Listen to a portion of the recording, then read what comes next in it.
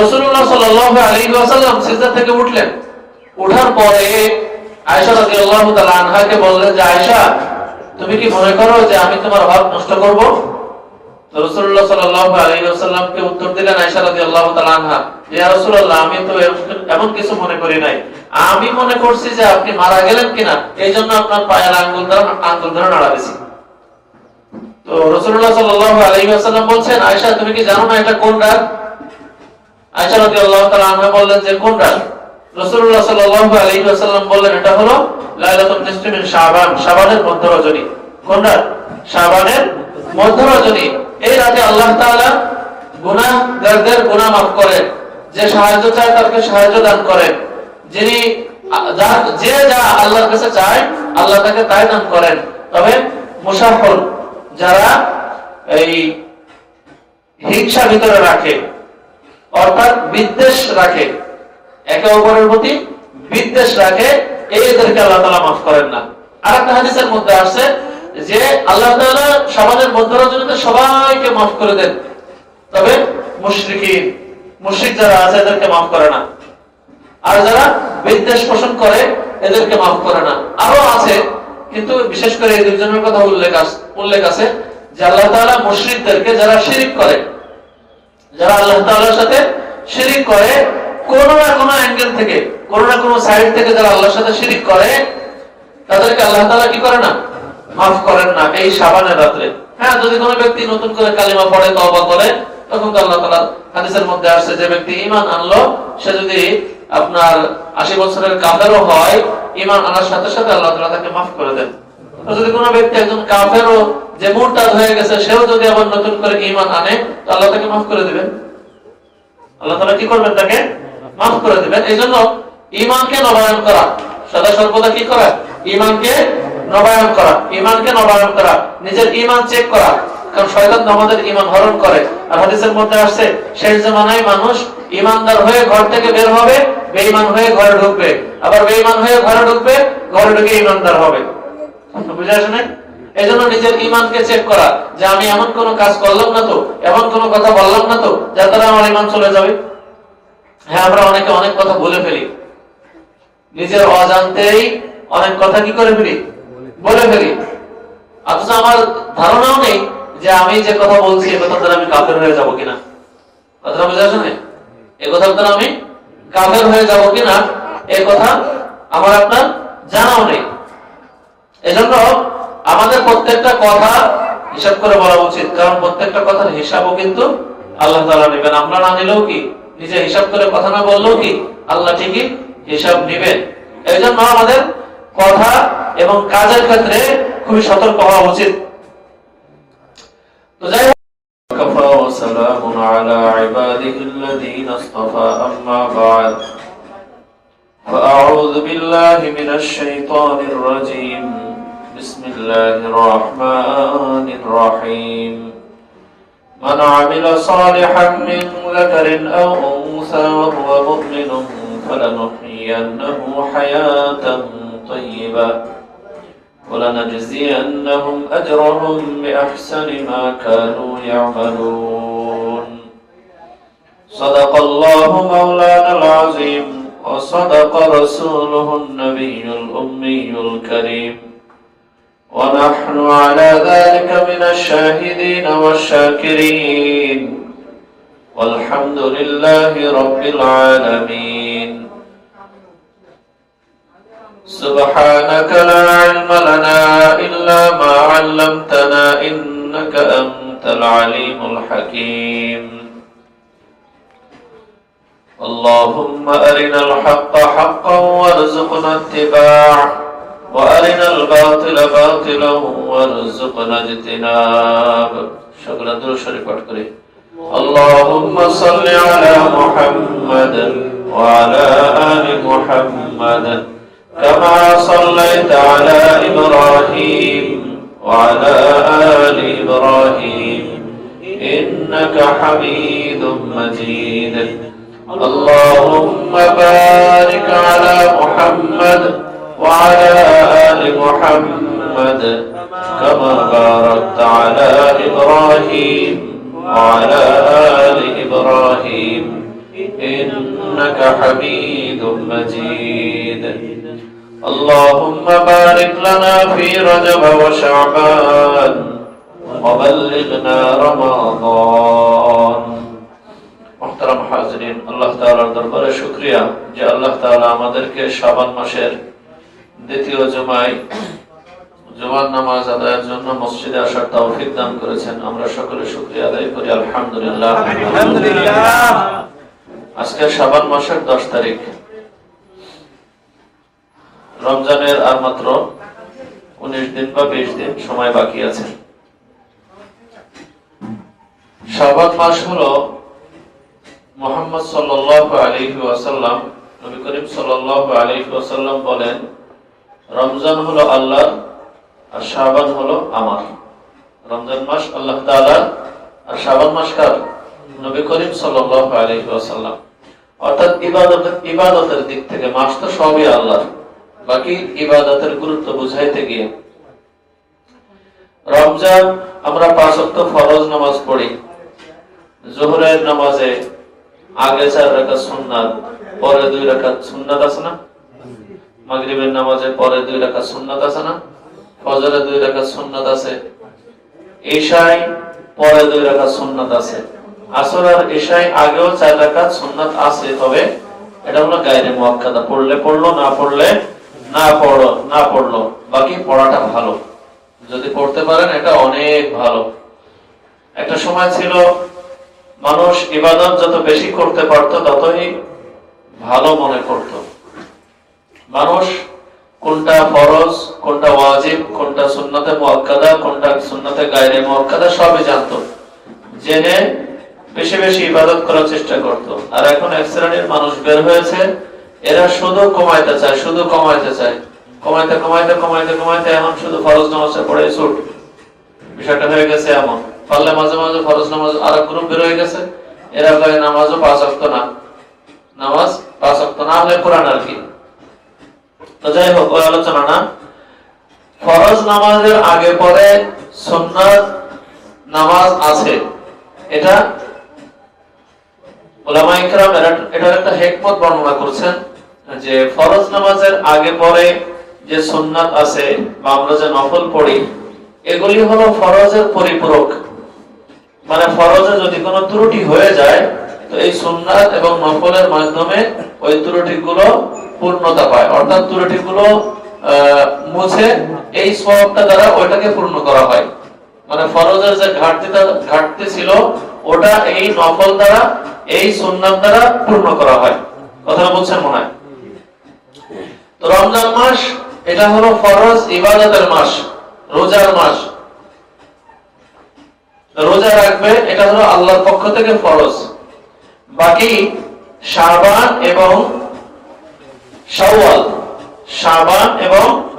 শাওয়াল রমজানের আগে কি শাবান এখন চলতেছে শাবান আর রমজানের পরে শাওয়াল মাসের রোজা আছে কয়টা 6টা আর এই মাসের ব্যাপারে আল্লাহর নবী সাল্লাল্লাহু আলাইহি ওয়াসাল্লাম বলেছেন মানে আয়েশা রাদিয়াল্লাহু তাআলা আনহা বলেন যে রাসূলুল্লাহ সাল্লাল্লাহু আলাইহি ওয়াসাল্লাম পূর্ণ এক মাস রোজা রাখতেন সেটা হলো রোজার মাস আর এটা ছাড়া যে মাসে সবচেয়ে বেশি রোজা রাখতেন সেটা হলো শাবান মাস সেটা কোন মাস শাবান মাস তো শাবান মাসের রোজা আর শাওয়াল মাসের রোজা এই 2 মাসের রোজা নফল রোজা এই 2 মাসের যে রোজাগুলো রাখা হয় এগুলি কি নফল রোজা রমজানের কোন রোজায় যদি ঘাটতি দেখা দেয় তো এই 2 মাসের নফল রোজা দিয়ে ওই ঘাটতি পূরণ করা হয় কথাটা কি বুঝতে পারছেন তো ফরজ নামাজের আগে পরের সুন্নাত দ্বারা যেমন ফরজ নামাজের ঘাটতি পূরণ করা হয়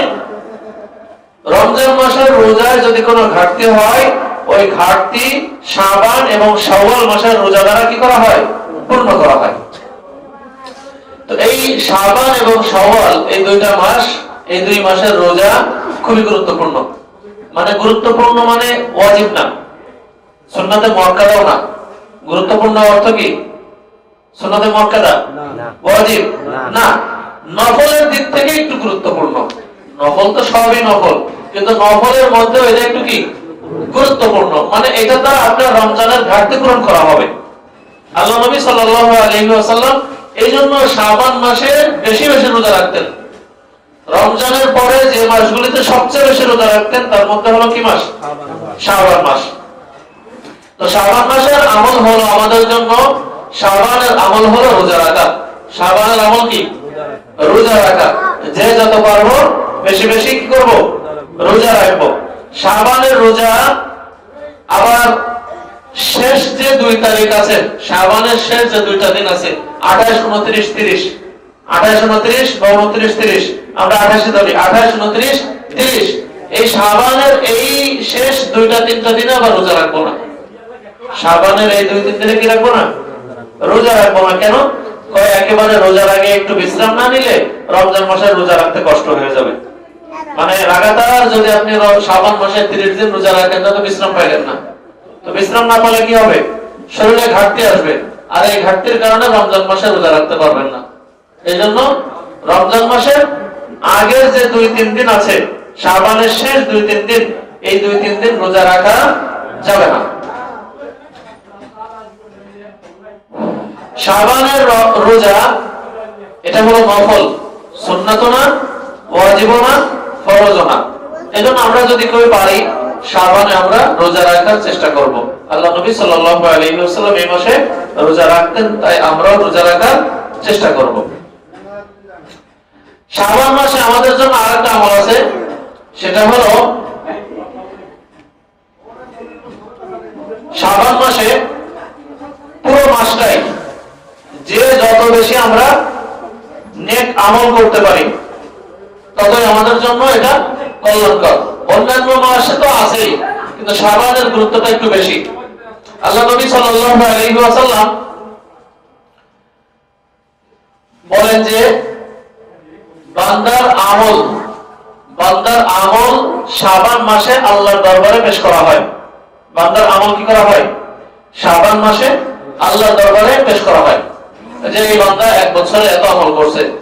আল্লাহ নবী সাল্লাল্লাহু আলাইহি ওয়াসাল্লাম বলেন যে আমি পছন্দ করি যে আমার আমলটা এমন সময় আল্লাহর দরবারে উপস্থিত করা হোক যে সময় আমি রোজাদার, যে সময় কি আমি রোজাদার, আনা সাইম, যে সময় আমি রোজাদার, আমি পছন্দ করি যে এই রোজা অবস্থায় আমার আমলটা আল্লাহর দরবারে উপস্থাপন করা হোক। এজন্য আমরাও শাবানে বেশি থেকে বেশি রোজা রাখতে পারি। শাবানের ব্যাপারে একটা হাদিস আছে, ইযা কামা লাইলাতুন নিসফি মিন শাবান ফাকুমু লাইলাহা, ইযা কানা লাইলাতুন নিসফি মিন শাবান ফাকুমু লাইলাহা ওয়া সুমু ইয়াওমাহা, যে যখন শাবানের 14 তারিখ দিবাগত রাত আসে, শাবানের মধ্য রজনী আসে, যেটাকে আমরা শবে বরাত নামে চিনি, তখন রাতে তোমরা ইবাদত করো, নামাজ পড়ো এবং দিনের বেলায় রোজা রাখো। শাবানের 15 তারিখের রোজার ব্যাপারে মতবিনিময় আছে, মতবিরোধ আছে। কেউ কেউ বলেন যে শাবানের যে 15 তারিখের রোজা, এই রোজা বলতে কিছু নাই। আবার একগুলো বলে যে হ্যাঁ রোজা আছে। তো যারা বলে রোজা নাই তারা বলে যে এই হাদিসটা, কেউ কেউ বলে জাল, কিন্তু জাল কথাটা একেবারে মিথ্যা। জাল কথাটা কি? জাল মানে বানোয়াট। জাল মানে কি? বানোয়াট। শাবানের 15 তারিখের রোজার ব্যাপারে যারা বলে যে এটা জাল মানে বানোয়াট, তাদের কথাটা মিথ্যা। তাদের কথাটা কি? মিথ্যা। এখানে মূলত যে ঝামেলাটা হয়েছে সেটা হলো এই হাদিসের যে বর্ণনাকারী তার একটু ধীশক্তি কম ছিল, তার একটু কি ছিল? মেধা কম ছিল। সে মাঝে মাঝে ভুলে যাইতো, মাঝে মাঝে কি ভুলে যাইতো। এই জন্য হাদিস বানোয়াট না, হাদিসের যে রাবি আছে বর্ণনাকারী সে একটু দুর্বল। সে কি দুর্বল? সে দুর্বল। কথাটা বুঝা শুনে? যিনি বর্ণনাকারী তিনি দুর্বল। হাদিস জাল না। হাদিস কি না? জাল মানে বানোয়াট না। টাকা, আসল টাকা, জাল টাকা আছে না? জাল মানে কি? 52 টাকা। 2 নম্বর। তো হাদিস বানোয়াট না, হাদিস ঠিক আছে, বাকি রাবি দুর্বল হওয়ার কারণে এই হাদিসটাকে দুর্বল ধরা হয়। আর ইবাদতের ক্ষেত্রে এটা খেয়াল রাখবেন, ইবাদতের ক্ষেত্রে জাল না, দুর্বল হাদিস গ্রহণযোগ্য। ইবাদতের ক্ষেত্রে কি? দুর্বল হাদিস গ্রহণযোগ্য, মানে ফজিলতের ক্ষেত্রে। ফজিলতের ক্ষেত্রে দুর্বল হাদিস গ্রহণযোগ্য, ফজিলতের ক্ষেত্রে জাল হাদিস গ্রহণযোগ্য না, দুর্বল হাদিস গ্রহণযোগ্য। আর হুকুমের ক্ষেত্রে যে কোনো, যেমন নামাজ ফরজ, রোজা ফরজ, অজুতে যে ফরজগুলি আছে, তারপরে যে কোনো বিধান সাব্যস্ত করতে গেলে, ফরজ ওয়াজিব এই বিধান সাব্যস্ত করতে গেলে হাদিস, আপনার দুর্বল হাদিস দ্বারা বিধান সাব্যস্ত করা যায় না। দুর্বল হাদিস দ্বারা কি করা যায় না? কোন বিধান সাব্যস্ত করা যায় না। কিন্তু ফজিলত, উপকারিতার ক্ষেত্রে গ্রহণ করা যায়। তো যাই হোক, শাবানের 15 তারিখের যে হাদিসটা আছে, শাবানের 15 তারিখের রোজার যে হাদিসটা আছে, এই হাদিসের রাবী দুর্বল, বর্ণনাকারী দুর্বল, বাকি হাদিস কিনা জাল না। তো এই রোজা রাখা যাবে। আর যদি আমরা মনে করি যে না, এই হাদিস আমাদের দরকার নাই, আচ্ছা দরকার নাই, হাদিস কি নাই, প্রয়োজন নাই, এমনিও তো আরবি মাসের 13, 14, 15 এই 3 দিন রোজা রাখা সুন্নাত না? হ্যাঁ, আইয়ামে বিজ, এই 3 দিন তো রোজা রাখা কি সুন্নাত। তো সেই হিসাবে আমরা শাবানের 15 তারিখও আইয়ামে বিজের ভিতরেই পড়ে, কিসের মধ্যে পড়ে? প্রতি মাসের যে 3 দিন রোজা রাখা সুন্নাত, 13, 14, 15, সেই 3 দিনের মধ্যে তো শাবান মাসের 15 তারিখ কি পড়ে যায়। তো আমরা যেভাবে রোজা রাখি না কেন, আমাদের সুন্নাত হিসেবে হবে এটা। কিন্তু সুন্নাতে মুআক্কাদা না, এটা কি না? সুন্নাতে মুআক্কাদা, নফলের অর্থে। তো আমরা শাবানের 15 তারিখে দিনে রোজা রাখবো। আজকে হলো 10 তারিখ, শাবানের 15 তারিখ হলো বুধবারের দিন, মঙ্গলবার দিবাগত রাত হলো শাবানের মধ্য রজনী, যেটাকে আমরা শবে বরাত বলি। আর মঙ্গলবার দিবাগত রাতের পরে যে দিনটা আসবে বুধবার, ওইটা হলো রোজা রাখার দিন। তো আমরা শুধু ওই রোজাটাও রাখতে পারি, আগে পরেও রোজা মিলাই রাখতে পারি। কথাটা কি বুঝতে পারছেন? 13, 14, 15 রাখতে পারি, বা এখন থেকে আমি লাগাতার রোজাও রাখতে পারি, কোনো সমস্যা নেই। আপনি যদি এখন থেকে লাগাতার রোজা রাখেন, কোনো সমস্যা নেই।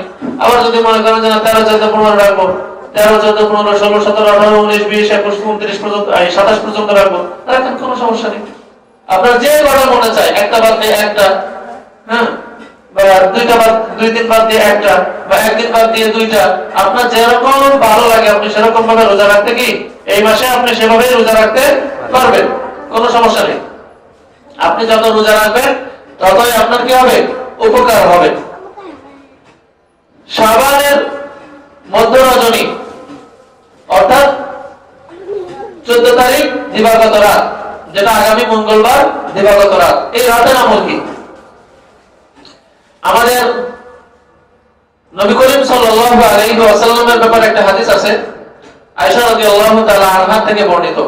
আয়েশা রাদিয়াল্লাহু তাআলা আনহা বলেন যে একদিন রাতে আমি দেখলাম যে রাসূলুল্লাহ সাল্লাল্লাহু আলাইহি ওয়াসাল্লাম সিজদায় আছেন। এত দীর্ঘ সিজদায় আছেন, আমি মনে করলাম যে রাসূলুল্লাহ সাল্লাল্লাহু আলাইহি ওয়াসাল্লাম মারা গিয়েছেন। রাসূলুল্লাহ সাল্লাল্লাহু আলাইহি ওয়াসাল্লাম এত দীর্ঘ সিজদাতে আছেন, আমি মনে করলাম কি রাসূলুল্লাহ সাল্লাল্লাহু আলাইহি ওয়াসাল্লাম মারা গিয়েছেন। এটা কার বর্ণনা? আয়েশা রাদিয়াল্লাহু তাআলা আনহার বর্ণনা। তো আয়েশা রাদিয়াল্লাহু তাআলা আনহা উঠছেন, উঠে রাসূলুল্লাহ সাল্লাল্লাহু আলাইহি ওয়াসাল্লামের পায়ের আঙ্গুল ধরে নাড়াচ্ছেন। তো পায়ের আঙ্গুল নড়ে। আয়েশা রাদিয়াল্লাহু তাআলা আনহা বলেন কি, যখন পায়ের আঙ্গুল নাড়ালাম তখন আমি বুঝতে পারলাম যে রাসূলুল্লাহ সাল্লাল্লাহু আলাইহি ওয়াসাল্লাম জীবিত আছেন। তো রাসূলুল্লাহ সাল্লাল্লাহু আলাইহি ওয়াসাল্লাম নামাজ শেষ করলেন। মানে আমাদের একটু চিন্তা করা উচিত যে রাসূলুল্লাহ সাল্লাল্লাহু আলাইহি ওয়াসাল্লাম সিজদায় কেমন ভাবে থাকলে এবং কতক্ষণ থাকলে তার স্ত্রী আয়েশা রাদিয়াল্লাহু তাআলা আনহার মাথায় এই চিন্তা আসতে পারে যে রাসূলুল্লাহ সাল্লাল্লাহু আলাইহি ওয়াসাল্লাম কি মারা গেলেন? বুঝা শুনে সিজদাটা কেমন ছিল, আর কত দীর্ঘ ছিল, আর কত নীরবতা ছিল, এটা যিনি দেখেছেন, যিনি দিয়েছেন, আর যার জন্য দিয়েছেন তারাই বলতে পারবেন, তাই না? আমাদেরকেও আমাদের জায়গা থেকে চেষ্টা করা উচিত। আল্লাহ তাআলা আমাদেরকে তৌফিক দান করুন। তো রাসূলুল্লাহ সাল্লাল্লাহু আলাইহি ওয়াসাল্লাম সিজদা থেকে উঠলেন। ওঠার পরে আয়েশা রাদিয়াল্লাহু তাআলা আনহাকে বললেন যে আয়েশা, তুমি কি মনে করো যে আমি তোমার হক নষ্ট করব? তো রাসূলুল্লাহ সাল্লাল্লাহু আলাইহি ওয়াসাল্লামকে উত্তর দিলেন আয়েশা রাদিয়াল্লাহু তাআলা আনহা, ইয়া রাসূলুল্লাহ, আমি তো এমন কিছু মনে করি নাই। আমি মনে করছি যে আপনি মারা গেলেন কিনা, এইজন্য আপনার পায়ের আঙ্গুল ধরে নাড়াবেছি। তো রাসূলুল্লাহ সাল্লাল্লাহু আলাইহি ওয়াসাল্লাম বলছেন, আয়েশা তুমি কি জানো না এটা কোন রাত? আয়েশা রাদিয়াল্লাহু তাআলা আনহা বললেন যে কোনটা? রাসূলুল্লাহ সাল্লাল্লাহু আলাইহি ওয়াসাল্লাম বললেন এটা হলো লাইলাতুন নিসফি মিন শাবান, শাবানের মধ্য রজনী। কোনটা? শাবানের মধ্য রজনী। এই রাতে আল্লাহ তাআলা গুনাহগারদের গুনাহ মাফ করেন, যে সাহায্য চায় তাকে সাহায্য দান করেন, যিনি যে যা আল্লাহর কাছে চায় আল্লাহ তাকে তাই দান করেন। তবে মুসাফির যারা এই হিংসা ভিতরে রাখে, অর্থাৎ বিদ্বেষ রাখে, একে অপরের প্রতি বিদ্বেষ রাখে, এদেরকে আল্লাহ তাআলা মাফ করেন না। আরেকটা হাদিসের মধ্যে আসছে যে আল্লাহ তাআলা শাবানের মধ্য রজনীতে সবাইকে মাফ করে দেন, তবে মুশরিক যারা আছে এদেরকে মাফ করে না, আর যারা বিদ্বেষ পোষণ করে এদেরকে মাফ করে না। আরো আছে, কিন্তু বিশেষ করে এই দুজনের কথা উল্লেখ আছে যে আল্লাহ তাআলা মুশরিকদেরকে, যারা শিরক করে, যারা আল্লাহ তাআলার সাথে শিরক করে, কোন না কোন অ্যাঙ্গেল থেকে, কোন না কোন সাইড থেকে যারা আল্লাহর সাথে শিরক করে তাদেরকে আল্লাহ তাআলা কি করে না? মাফ করেন না এই শাবানের রাতে। হ্যাঁ, যদি কোনো ব্যক্তি নতুন করে কালিমা পড়ে, তওবা করে, তখন তো আল্লাহ তাআলা হাদিসের মধ্যে আসছে যে ব্যক্তি ঈমান আনলো, সে যদি আপনার 80 বছরের কাফেরও হয়, ঈমান আনার সাথে সাথে আল্লাহ তাআলা তাকে মাফ করে দেন। আর যদি কোনো ব্যক্তি একজন কাফেরও যে মুরতাদ হয়ে গেছে, সেও যদি আবার নতুন করে ঈমান আনে, তো আল্লাহ তাকে মাফ করে দিবেন। আল্লাহ তাআলা কি করবেন? তাকে মাফ করে দিবেন। এইজন্য ঈমানকে নবায়ন করা, সদা সর্বদা কি করা? ঈমানকে নবায়ন করা, ঈমানকে নবায়ন করা, নিজের ঈমান চেক করা। কারণ শয়তান আমাদের ঈমান হরণ করে। আর হাদিসের মধ্যে আসছে শেষ জামানায় মানুষ ঈমানদার হয়ে ঘর থেকে বের হবে, বেঈমান হয়ে ঘরে ঢুকবে, আবার বেঈমান হয়ে ঘরে ঢুকবে, ঘরে ঢুকে ঈমানদার হবে। বুঝে আসে না? এইজন্য নিজের ঈমানকে চেক করা, যে আমি এমন কোন কাজ করলাম না তো, এমন কোন কথা বললাম না তো যার দ্বারা আমার ঈমান চলে যাবে। হ্যাঁ, আমরা অনেকে অনেক কথা বলে ফেলি, নিজের অজান্তেই অনেক কথা কি করে ফেলি? বলে ফেলি। অথচ আমার ধারণাও নেই যে আমি যে কথা বলছি এ কথার দ্বারা আমি কাফের হয়ে যাব কিনা। কথাটা বুঝে আসে না? এ কথার দ্বারা আমি কাফের হয়ে যাব কিনা এ কথা আমার আপনার জানাও নেই। এজন্য আমাদের প্রত্যেকটা কথা হিসাব করে বলা উচিত, কারণ প্রত্যেকটা কথার হিসাবও কিন্তু আল্লাহ তাআলা নেবেন। আমরা না নিলেও কি, নিজে হিসাব করে কথা না বললেও কি, আল্লাহ ঠিকই হিসাব নেবেন। এই জন্য আমাদের কথা এবং কাজের ক্ষেত্রে খুবই সতর্ক হওয়া উচিত। তো যাই হোক, শাবানের মধ্যরাতে, অর্থাৎ শাবানের মধ্যরজনী, যেটাকে আমরা শবে বরাত বলে জানি। শবে বরাত হলো ফার্সি একটা শব্দ। তো এই রাতে আমরা বেশি করে নামাজ পড়বো। আল্লাহ নবী সাল্লাল্লাহু আলাইহি ওয়াসাল্লাম এই রাতে কি করতেন? বেশি বেশি নামাজ পড়তেন। লম্বা কিরাতে লম্বা সূরা পড়বো, লম্বা কি করব? সূরা পড়বো, লম্বা রুকু করব, লম্বা সিজদা করব। ওই নামাজ উত্তম যে নামাজের কিরাত, রুকু, সিজদা লম্বা হয়। যে নামাজের কি হয়? কিরাত, রুকু, সিজদা লম্বা হয়। আর যে নামাজের কিরাত, রুকু, সিজদা ছোট হয়, এই নামাজ ওই নামাজ থেকে কম উত্তম। এটাও উত্তম, এটাও ভালো, কিন্তু এটার থেকে ওইটা বেশি ভালো। এই রাতে, শাবানের রাতে আমরা কোরআন তেলাওয়াত করব। কি করব? কোরআন তেলাওয়াত। যে যা পারে, যে যদি কোনো ব্যক্তি শুধু বিসমিল্লাহ পড়ে, তবে বিসমিল্লাহ কোরআন তেলাওয়াতের নিয়তে আপনি শুধু বিসমিল্লাহ পড়তে থাকেন। কারণ বিসমিল্লাহ তো কোরআনের একটা আয়াত। বিসমিল্লাহির রহমানির রহিম, বিসমিল্লাহির রহমানির রহিম, বিসমিল্লাহির রহমানির রহিম পড়তে থাকেন কোরআন তেলাওয়াতের নিয়তে। যদি শুধু সূরা ফাতিহা পড়েন, তো শুধু সূরা ফাতিহা পড়েন। আলহামদুলিল্লাহি রাব্বিল আলামিন, আর রহমানির রহিম যতটুকু পড়েন আপনি ততটুকুই পড়েন, কোরআন তেলাওয়াতের সওয়াব পাবেন। তাই না? প্রতি হরফে হরফে কয় নাকি? প্রতি হরফে হরফে 10 নাকি? তো আমরা শাবানের রাতে আমরা বেশি নামাজ পড়বো, বেশি থেকে বেশি। রাকাত বেশি হওয়া প্রয়োজন নেই, সময় দীর্ঘ হওয়া প্রয়োজন। কি বলেন তো? রাকাত বেশি হওয়া প্রয়োজন না নামাজের সময় দীর্ঘ হওয়া প্রয়োজন? নামাজের সময় দীর্ঘ হওয়া প্রয়োজন। দীর্ঘ সময়ে যে নামাজটা পড়া হয়, এই নামাজটা অল্প সময়ে অধিক নামাজ পড়ার থেকে দীর্ঘ সময়ে যে কম নামাজ পড়া হয়, এটা উত্তম। মানে একটা নামাজ পড়তে আপনি 20 মিনিট সময় লাগালেন 2 রাকাত পড়তে, আর ওই 20 মিনিট আপনি 10 রাকাত পড়লেন, তো এই 10 রাকাত পড়ার চেয়ে 2 রাকাত আপনার উত্তম। এই 10 রাকাত পড়ার থেকে কি ওই 2 রাকাত উত্তম। এখন আমাদের নামাজের ভিতরে বেশিরভাগই ধ্যান খেয়াল থাকে না। আসলে নামাজের সময় আমাদের আল্লাহর প্রতি খেয়াল থাকে না। আমরা যখন ইবাদত করব, বিশেষ করে আমরা মনে করব যে আমি আল্লাহকে দেখতেছি। আর যদি এটা না পারি তো খেয়াল করব যে আল্লাহ আমাকে দেখতেছেন। কে দেখতেছেন? আল্লাহ। এইভাবে আমরা শাবানের রাতে নামাজ পড়ব, কোরআন তেলাওয়াত করব, জিকির করব। 4 নম্বরে আমরা বেশি থেকে বেশি দোয়া করব। বেশি থেকে বেশি কি করব? বেশি থেকে বেশি দোয়া করব। বেশি থেকে বেশি দোয়া করব। যদি কেউ গোরস্থানে গিয়ে কবর জিয়ারত করতে চান, করবেন, করবেন। কিন্তু এই আমলগুলো করার ক্ষেত্রে খেয়াল করব, এই যে আমলগুলি সব কি আমল? বলেন সব কি আমল? সুন্নাতে মুআক্কাদা, ওয়াজিব, ফরজ, কি নফল? সবগুলো কি? সব আমলগুলি নফল। আর নফলের ক্ষেত্রে কোনো ডাকঢোল চলে না। নফলের ক্ষেত্রে কি চলে না? ঘটা করা চলে না। আসো আসো আসো আসো আসো, এসব চলে না। এসব কি চলে না। হ্যাঁ, একটা নফল হলো যেমন আমাদের ঈশার নামাজের পরে তালিম হয়, সবাইকে জানাই দেওয়া যে আমাদের তালিম হবে, আপনারা বসতে পারেন, আপনারা বসবেন। আর তাহলে তুমি আসো আসো আসো আসো আসো, কথা বুঝানো নাই না, অত দরকার নেই। আপনি রমজানের এই শবে বরাতের যত আমল আছে সব হলো নফল। এইগুলোর জন্য কোনো জামাতবদ্ধ হওয়া আবশ্যক না, বরং জামাতবদ্ধ হওয়া ক্ষতির কারণ। জামাতবদ্ধ হওয়া কি ক্ষতির কারণ। অনেকে চলে, হুজুর চলেন গোরস্থানে যাই। কেন হুজুরা লাগবে কেন? আপনার মতো আপনি যান, আপনার মতো কি আপনি যান। হ্যাঁ, ঘটনা করবো ওই জায়গায় 10 জন জমা হয়ে গেছে, ওই জায়গায় একসাথে উপস্থিত হয়ে গেছেন, এবার তখন একসাথে করেন, সমস্যা নেই। কিন্তু হুজুর আপনি চলেন, ও ভাই আপনি চলেন, ও চাচা আপনি চলেন, এই সবাই টান নিয়ে যেতে হবে কেন? এই কাজ তো করতে বলে নাই। আল্লাহ নবী সাল্লাল্লাহু আলাইহি ওয়াসাল্লাম একা গোরস্থানে কবর জিয়ারত করেছেন। আপনাকে কে বলছে যে সবাইকে নিয়ে যেতে হবে? বুঝে আসে নাই? আপনি পারেন না জিয়ারত করতে, আপনি শেখেন, আপনি শেখেন। আপনি তো গোরস্থানে যে বলতে তো পারেন, বাংলায় তো বলতে পারেন, আল্লাহ আমার বাবাকে মাফ করে দাও। কি বুঝে আসে নাই? আল্লাহ আমার বাবাকে মাফ করে দাও, এটুকু বলতে পারেন। কথাটা বলে এটাই, আসল কথা তো এটাই যে আল্লাহ আমার বাবাকে মাফ করে দাও, আমার মাকে মাফ করে দাও, আমার আত্মীয় স্বজন যারা আছে তাদেরকে মাফ করে দাও। মূল কথা তো এটাই, তাদেরকে জান্নাত দাও। এখন দোয়া দুরূদ পড়া ইত্যাদি যে আরবিতে যা কিছু পড়ার আছে, এগুলো আপনি গোরস্থানে পড়তে না পারেন, এই জায়গায় পড়েন। বুঝে আসে না? মূল কাজ তো এটাই যে আল্লাহ আমার মাকে মাফ করে দাও, আল্লাহ আমার বাবাকে মাফ করে দাও। আপনি হাত উঠায় বলেন আর হাত ছেড়ে দিয়ে বলেন, হাঁটতে হাঁটতে বলেন আর তাড়ায় পড়ে বলেন, যে আপনি পারেন আপনি তেমনি বলেন। বুঝে আসে নাই? কথাটা কি বুঝতে পারছেন?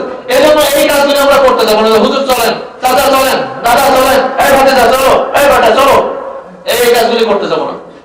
আপনার মনে চাইছে আপনি সারা রাত গোরস্থানে দাঁড়ায় থাকেন, কোনো সমস্যা নেই। কিন্তু আপনি কাউকে ডাকতে পারবেন না।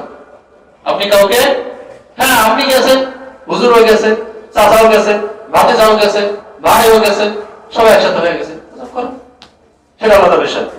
সেটা কি ঘটনা করোনা সবাই একসাথে হয়ে গেছে, হ্যাঁ করেন, কোনো সমস্যা নেই। কিন্তু সবাই ডাক দিয়ে নিয়ে যেতে হবে, এই পাইছে কোন জায়গা?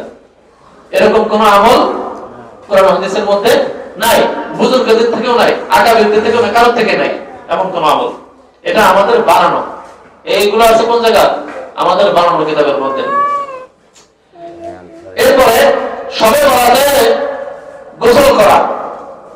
শবে বরাতে মানে ওই রাতে, শবে বরাতের রাত বললে আমরা ভালো বুঝি, কিন্তু শবে বরাতের রাত, শবে বরাত মানে তো বরাতের রাত, আবার বরাতের রাতের রাত, কথাটা কি সুন্দর হইলো?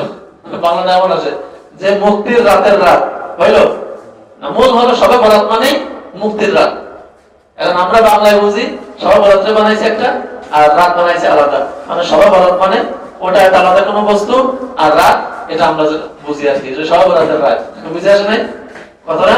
মানে ভুল। তো ওই রাতে একটা কথা প্রচলিত আছে যে গোসল করা। গোসল করলে প্রত্যেক ফুটায় ফুটায় মানে শরীরের থেকে যত পানি ঝরে, প্রতি ফুটা ফুটা পানিতে ফেরেশতা জন্ম নেয়। নাউজুবিল্লাহ। ফেরেশতা তো আল্লাহর নূরের তৈরি। আপনি তো গোসল করলেন পানি দিয়ে, তা পানির থেকে ফেরেশতা জন্ম নেবে কিভাবে? ফেরেশতা তৈরি হলো আল্লাহর নূরের, আর পানি তো পানি। বুঝে আসে নাই? তো পানির থেকে কেমনে ফেরেশতা জন্ম নেবে? বুঝে আসে নাই? আমার কথাটা কি বলছেন? নাপাক পানির থেকে মানুষ অন্যান্য কীট পতঙ্গ জন্ম নেয়, অন্যান্য পশু হায়াওয়ান জন্ম নেয়, কিন্তু ফেরেশতারা তো পানির তৈরি না, ফেরেশতারা হলো আল্লাহর কিসের তৈরি? নূরের তৈরি। তো আপনাদের পানির থেকে নূরের ফেরেশতা জন্ম নেবে কেমনে? কথাটা কি বুঝতে পারছেন? এটা একটা ঢাকা মিথ্যা কথা। এটা কি ওই রাতে গোসল করেন আর যাই করেন, ওই গোসলের পানি থেকে কি হবে না? কোন ফেরেশতা জন্ম নেবে না, এমনকি মিস্টার শয়তানও জন্ম নেবে না। শয়তান তো একটা খারাপ জিনিস, ও জন্ম নেবে না। ভালো জিনিস তো বহু দূরের কথা, খারাপ জিনিসও জন্ম নেবে না, কিছুই জন্ম নেবে না। তো এই রাতে গোসল করা, হ্যাঁ আপনি যদি নাপাক থাকেন তাহলে তো ওই রাত হোক আর যে রাতই হোক, ওই দিন হোক আর যেদিনই হোক, গোসল তো করতেই হবে। যদি আপনি নাপাক থাকেন তাহলে গোসল করতে হবে। যদি আপনার গরম লাগে আপনি গোসল করেন, গায়ে ধুলাবালি থাকলে আপনি গোসল করেন, সেটা আলাদা বিষয়। কিন্তু এই রাতে গোসল করলে আলাদা ফজিলত আছে, আলাদা সওয়াব পাওয়া যাবে। এই নিয়তে গোসল করলে সওয়াব তো বহু দূরের কথা, আর গুনাহ হবে। কথা কি বুঝতে পারছেন? এই রাতে গোসল করলে কি মানে, এই রাতে গোসল করলে আমাদের আলাদা কোনো সওয়াব হবে, আল্লাহর কাছে বিশেষ কোনো মর্যাদা পেয়ে যাব, আল্লাহর কাছে পছন্দনীয় হব। এই নিয়তে বা এই বিশ্বাসে যদি কেউ গোসল করেন, সওয়াব তো বহু দূরের কথা, আর গুনাহ হবে। এজন্য এই রাতে ফজিলত মনে করে গোসল করা যাবে না। কথাটা কি বুঝতে পারছেন? হালুয়া রুটি এটা বৈধ জিনিস। হালুয়া রুটি কি? আমরা যে খাবারগুলি খাই, হালাল যত খাদ্য আছে, হালাল পৃথিবীতে যা আছে সব খাওয়া কি? সব খাওয়া কি বৈধ? সব খাওয়া কি? আপনার যদি ক্ষুধা লাগে, এমন ক্ষুধা যে না খেলে আপনার জান যাবে, তো আপনার জন্য খাওয়া ফরজ। খাওয়া কি ফরজ। যদি কোনো খাবার পান নাই, মরা শুয়োর পাইছেন, তাও ওই সময় খাওয়া ফরজ। কথাটা বুঝে আসে নাই? কথাটা কি বুঝতে পারছেন? কিন্তু এই রাতে হালুয়া রুটি যে খাওয়া হয়, হালুয়া রুটি সারা বছর যে কোনো সময় খাওয়া হালাল, সারা বছর কি খাওয়া হালাল, এই রাতেও খাওয়া হালাল, কিন্তু এই রাতে খাইতেই হবে এই চিন্তায় তৈরি করা খাওয়া গুনাহের কাজ। কথা কি বুঝছেন কিনা? কথা বুঝছেন? খুব সহজ কথা। হালুয়া রুটি কি খাদ্য হালাল না হারাম? হালাল খাদ্য। আপনি যখন ভাত খাচ্ছেন হালাল, দুধ খাচ্ছেন হালাল, মাংস খাচ্ছেন হালাল, যত হালাল খাদ্য আপনি খাচ্ছেন সবই কি হালাল। কিন্তু এই রাতে হালুয়া রুটি খেতেই হবে, খাওয়ার দ্বারা বিশেষ কোনো ফজিলত অর্জন হয়, এই চিন্তা করে বানানো, খাওয়া, বিলি করা সবটাই গুনাহের কাজ। সবটাই কিসের কাজ? সবটাই গুনাহের কাজ। শবে বরাত মানে শাওয়ালের মধ্য রজনীতে যে রাতটাকে আমরা শবে বরাতের রাত বলি, শবে বরাতের রাত বলি, যেটা আমরা চিনি আর কি, এই রাতে হালুয়া রুটি তৈরি করা বা এই রাতে বিশেষ কোনো খাবারের আয়োজন করা, যেটা প্রচলিত, এই জাতীয় খাবার তৈরি করাকে সওয়াবের কাজ মনে করে করা এবং এটাকে করাকে গুরুত্বপূর্ণ মনে করা, এ সবটাই গুনাহের কাজ। এজন্য এই রাতে হালুয়াও তৈরি করব না। হ্যাঁ, আপনি যদি প্রতিদিন হালুয়া খাওয়া অভ্যাস থাকে আপনি বানাই খান, প্রতিদিন যদি রুটি খাওয়া অভ্যাস থাকে আপনি রুটি খান, কোনো সমস্যা নেই। কিন্তু এই রাত্রেই খেতে হবে, এইটা গুনাহের কাজ। এই ধারণাটা ভুল। এই ধারণাটা কি ভুল? এটা বেদাতের অন্তর্ভুক্ত। এজন্য এই কাজ আমরা করবো না। আপনার যদি আজকেও খাওয়া অভ্যাস আছে, প্রতিদিন আপনি রাত্রে হালুয়া রুটি খান, আপনি ওই রাত্রে খান, কোনো সমস্যা নেই। প্রতিদিন রাত্রে রুটি খান, খান, সমস্যা নেই। আপনি প্রতিদিন রাত্রে আরো 5 জনকে দিয়ে খান, তো ওই রাত্রে 5 জনকে দিয়ে খান, সমস্যা নেই। কিন্তু ওই রাত্রে এটাই করতে হবে না, এটা ঠিক না। আপনি যদি মনে করেন যে আপনি দান সদকা করবেন, করেন, শুধু হালুয়া রুটি করবেন কেন? যা মনে চায় তাই করেন। বুঝে আসে না? শুধু হালুয়া রুটি করবেন কেন? শুধু গরিব মিসকিন ওই রাত্রে শুধু হালুয়া রুটি দিয়ে মিলাদ দিবেন কেন? ওই রাত্রে হালুয়া রুটি দিয়ে গরিব মিসকিনদের খাওয়াবেন কেন? অন্য কিছু খাওয়ান, যদি খাওয়াইতে মনে চায়। তো যাই হোক, কথা হয়তো বুঝছেন আপনারা, লম্বা করার দরকার নেই। যে ওই রাত্রে হালুয়া রুটির কোনো ফজিলত নেই, ফজিলত মনে করে করলে কি হবে? আরো গুনাহের কাজ হবে। ওই রাত্রে মসজিদে কোনো মিলাদ নাই, কি নাই? কোন মসজিদে কি নাই? মিলাদের কোন সুন্নাত তরিকা নাই ওই রাতে। কথা কি বুঝতে পারছেন? ওই রাতে বিশেষ করে মসজিদে মিষ্টি আনতে হবে, মিলাদ দিতে হবে, এরকম কোন সুন্নাত আমল নাই আল্লাহ রাসূল থেকে। শবে বরাতের যত আমল সব একা একই। শবে বরাতের যত আমল কি সব একা একই, ইনফিরাদি, ইজতিমাই না। ফরজ নামাজ জামাতবদ্ধ হয়ে পড়া হয়ে গেছে, যান মসজিদের এক কোণায় চলে যান, যার যেখানে মনে চায়, অথবা বাড়িতে যান, যার যেখানে মনে চায় সে সেখানে যে নামাজ পড়েন, জিকির করেন, দোয়া করেন, কোরআন তেলাওয়াত করেন, আপনি আল্লাহর কাছে অনেক পছন্দনীয় হবেন। কিন্তু যেই দলবদ্ধ হলেন সেই কি হলো, আপনি গুনাহের কাছে লিপ্ত হলেন। এই জন্য এই রাত্রে বৃষ্টিও নিয়ে আসবো না, কোন মিলাদের উদ্দেশ্য আসবো না, কোন হালুয়া রুটি তৈরি করবো না, দলবদ্ধ হয়ে জিকিরে বসবো না, দলবদ্ধ হয়ে কি করবো না, কোরআন তেলাওয়াতে বসবো না। নফল নামাজ এই রাত্রে আবার অনেকে বিশেষ কোন সূরার মাধ্যমে নামাজ পড়ার চেষ্টা করে।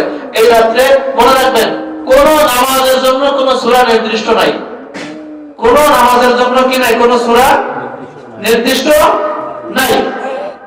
একমাত্র ফরজ নামাজের জন্য একটা সুন্নাত আছে, তেওয়ালে মুফাসসাল, কিসারাত মুফাসসাল, আওসাতে মুফাসসাল। গত সপ্তাহে সম্ভবত বলছিলাম যে নামাজের 5 ওয়াক্ত নামাজের জন্য, ফরজ নামাজের জন্য কিছু সূরা পড়া সুন্নাত। আপনি ওটাও পড়তে পারেন, বাইরেও পড়তে পারেন। এছাড়া জুমার নামাজের জন্য আল্লাহ নবী সাল্লাল্লাহু আলাইহি ওয়াসাল্লাম কিছু সূরাতে নামাজ পড়তেন, জুমার নামাজ, ঈদের নামাজে কিছু সূরা পড়তেন। আল্লাহ এগুলো একটু পড়ার ফজিলত আছে আলাদা। এছাড়া অন্য কোনো নামাজের ভিতরে, এমনকি ফরজ নামাজের জন্য এই সূরাটাই পড়তেই হবে এমন কোনো কথা নাই। কথাটা কি বুঝতে পারছেন? আপনার যে সূরা পারেন সেই সূরা দিয়ে আপনি নামাজ পড়েন, যে কয় রাকাত মনে চায় সেই কয় রাকাত নফল নামাজ পড়েন। কথাটা কি বুঝতে পারছেন? খুবই সহজ কথা। মানে এই রাত্রে শবে বরাত, শবে কদর, দুটো রাতেই বলি, শবে কদর, শবে বরাত ইজতিমাই কোনো আমল নাই, সব ইনফিরাদি আমল, মানে একা একই আমল। আপনার একা একা যা মনে চায় সেই আমল আপনি করেন, কিন্তু জমা হলেই কি, জমা হলেই গুনাহ, জমা হলেই কি বেদাতের সম্ভাবনা। আমার কথা কি বুঝতে পারছেন? হ্যাঁ, আপনি একটা জিনিস জানেন না, জানতে বসছেন। আবার শবে বরাতের রাতে হুজুররা একটু ওই মেম্বারে বসে একটু বুঝাই দেয়, এটা আলাদা বিষয়। এটা কি আপনি জানেন না, আপনাদেরকে জানাই দিলাম, এটা আলাদা বিষয়। কিন্তু এটা করতেই হবে। এই যে জুমার বয়ান করতেছি, এটাও যদি কেউ মনে করে যে করতেই হবে, সমস্যা আছে। এরকম কোনো বয়ান নাই।